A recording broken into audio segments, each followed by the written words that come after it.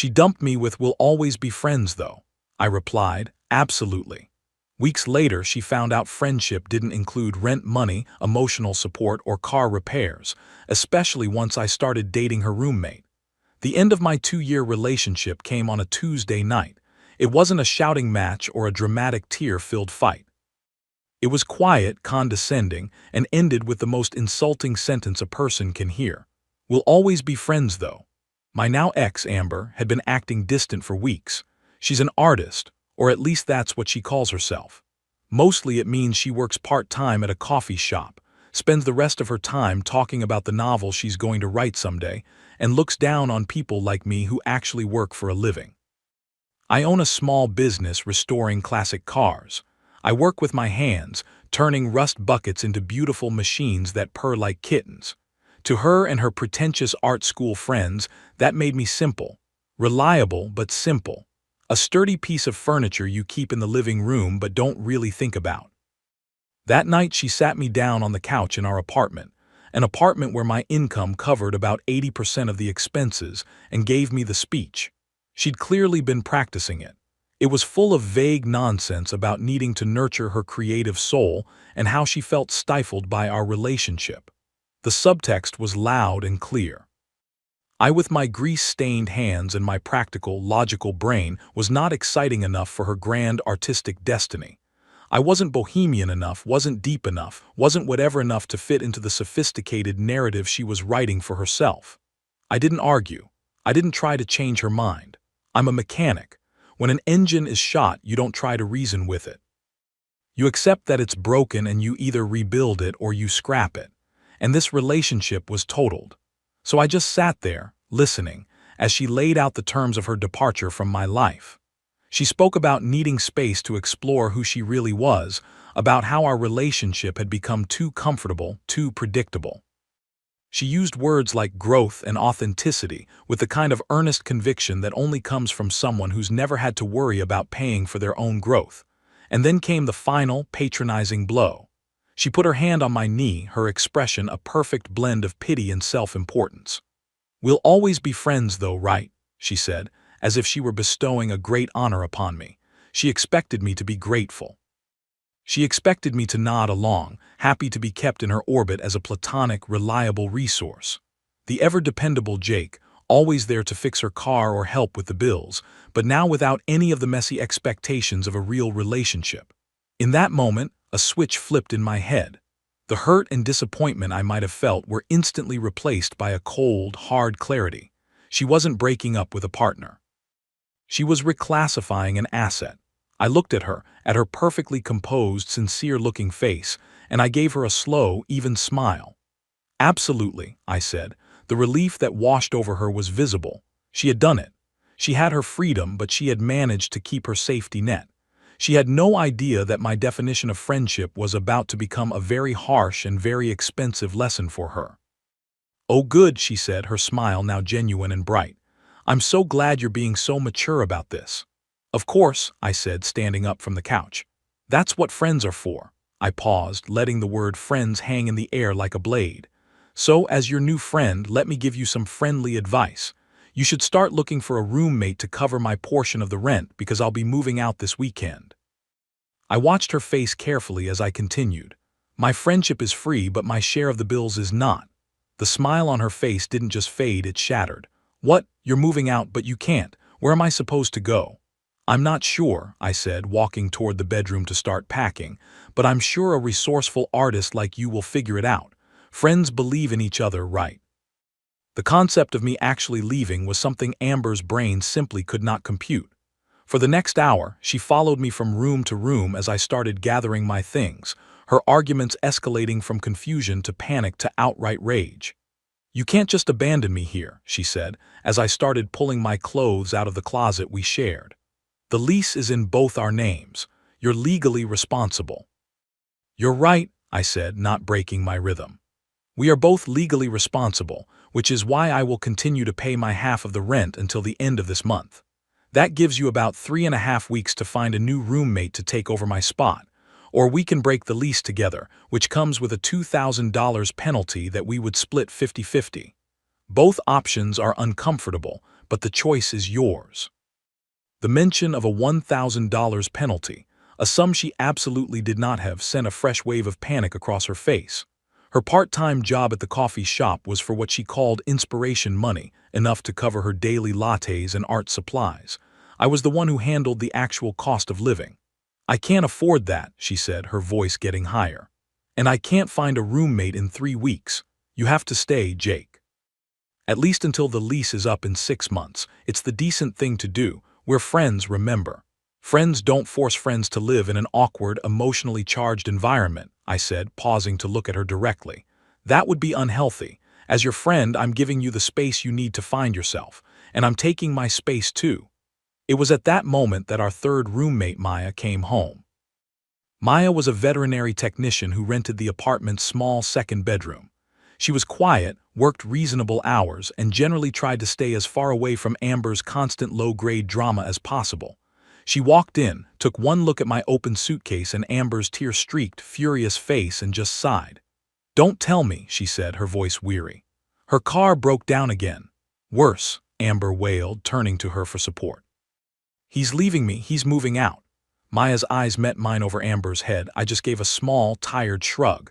"We broke up," I explained simply.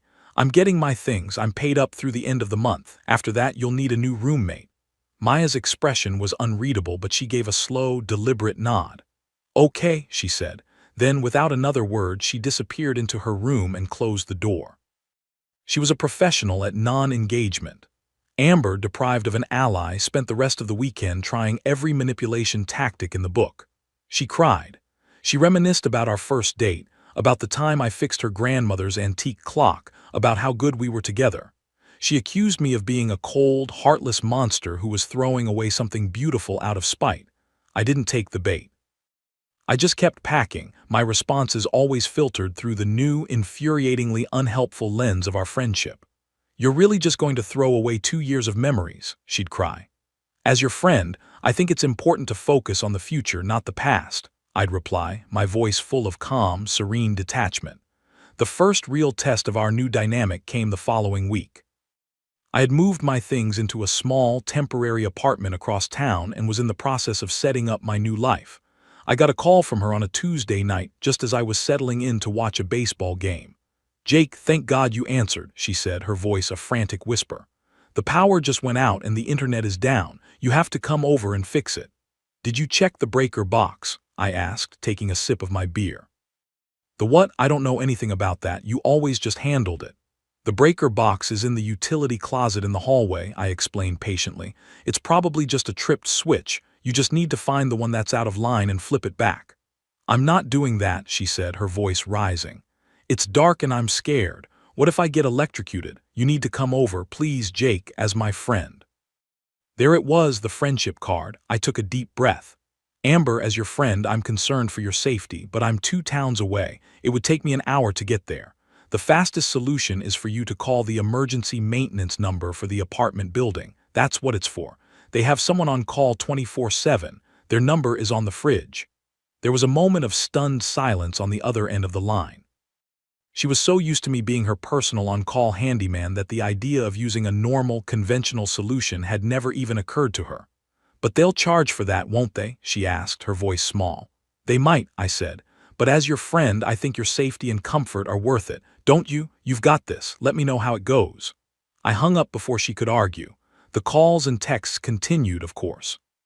A few days later, it was about her car making a weird noise.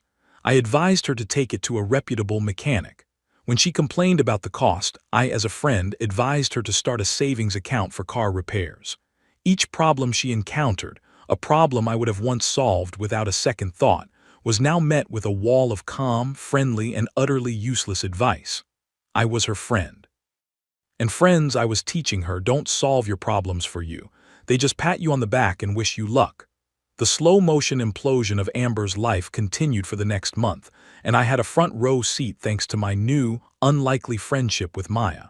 After I moved out, Maya and I started texting. It began as a sort of battlefield intel exchange. She'd give me a heads up when Amber was having a particularly spectacular meltdown, and I'd offer my sympathies. I learned that Amber's search for a roommate was a complete disaster. She wasn't looking for someone to split the rent. She was looking for a replacement me. The ad she posted was a laundry list of demands. The new roommate had to be clean, quiet, financially stable, and willing to help out with household tasks. She was essentially trying to hire a new live-in boyfriend who would also pay her bills. Unsurprisingly, she had no takers.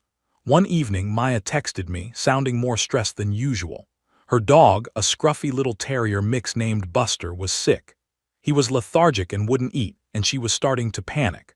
The emergency vet clinic was on the other side of town, and she was afraid to take him on the bus in his condition. "Amber is out with some new guy she met at a poetry reading," she texted. "I don't know who else to call. I didn't even think about it." "I'm on my way," I replied.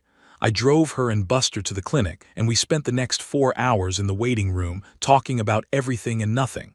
She told me about the crushing pressure of vet school, about her dream of opening her own practice someday.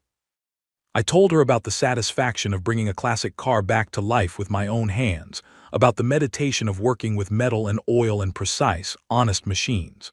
We learned that we had the same sarcastic sense of humor, the same no-nonsense approach to life. By the time the vet came out and told us Buster was going to be fine, he had just eaten a sock. Something had shifted between us. I started finding more excuses to see her. I offered to help her with her own car, a beat-up old sedan that was in even worse shape than Amber's had ever been. I spent a Saturday afternoon under her hood, changing her oil and replacing her spark plugs. I didn't ask for a dime. I did it because I wanted to, because I liked her. We started dating quietly at first. It was easy. It was fun. There was no drama, no manipulation, no constant need to prove my worth or justify my existence. Just two people who genuinely enjoyed each other's company. We kept it to ourselves. We both knew that if Amber found out, it would trigger a Category 5 hurricane of drama that neither of us wanted to deal with. The inevitable confrontation came about 2 months after my breakup with Amber. She had finally, miraculously, found a new roommate, a young grad student who was clearly just desperate for a place to live and was willing to overlook the red flags. I had to go to the apartment to sign the papers to get my name off the lease. Maya had just finished her last final of the semester, so I told her I'd take her out to celebrate afterward. She decided to just come with me to the apartment so we could leave from there. The scene in the living room was tense. The building manager was there, along with the new roommate who already looked like he was regretting his decision. Amber was being performatively cheerful, talking loudly about her new chapter and how everything happens for a reason. As I was signing the final document, releasing me from all future responsibility for the apartment, Maya, who was standing beside me, reached out and squeezed my hand. It was a small gesture of support, but to Amber, it was a declaration of war. Her eyes, which had been darting around the room with manic, false energy, landed on our intertwined hands. The fake smile on her face froze, then cracked. It was like watching a dam break in slow motion. The color drained from her face, and her eyes filled with a look of such profound, venomous betrayal that it actually took me by surprise. She had lost her boyfriend, her financial provider, her handyman, and her emotional punching bag. And now she was watching him be replaced in her own living room by the quiet, unassuming roommate she had never even bothered to get to know. She didn't scream. She didn't cry. She just stared at our hands, and in that moment, I think she finally understood the full, devastating cost of her friendship. It's been a little over a year since I walked out of that apartment for the last time. My life and Amber's have continued on the different paths she was so eager to explore. After the lease signing incident, Amber's world completely fell apart. Her new roommate, the grad student, lasted exactly 6 weeks. He moved out in the middle of the night, leaving a note that said he would rather live in his car than spend another day in that apartment. Unable to cover the rent on her own, Amber was evicted. The last Maya heard, she had been forced to move back in with her parents in a small town 3 hours away. Her grand, artistic life in the city was over. Her journey of self-discovery had led her right back to her childhood bedroom. Her attempts to launch a smear campaign against me and Maya failed miserably. She had alienated too many people with her constant drama and entitlement. Everyone knew she had been the one to end our relationship. Her narrative of being the betrayed, heartbroken victim had no audience. As for me, my life has never been better. Maya and I are now living together in a small house I bought on the other side of town, a place with a big yard for Buster and a two-car garage for my projects. She passed the bar exam and is now working as a junior associate at a downtown law firm. We are a team, a true partnership. We split the bills, we share the chores, and we support each other's ambitions without a hint of resentment or competition. It's the easiest, most natural relationship I've ever been in. My revenge was never a big, dramatic plan. It was just a quiet, consistent refusal to play her game. She wanted to be friends. Fine. I was the best friend she could have asked for. I offered her endless advice and zero actual help. I simply enforced the new boundary she had created, and I let her experience the full, unfiltered consequences of her own choices. I stepped out of the role of her provider, and her life, which had been built entirely on that foundation, collapsed. Then I built a better life with a better woman right under her nose. And that, it turns out, is the most satisfying kind of friendship there is.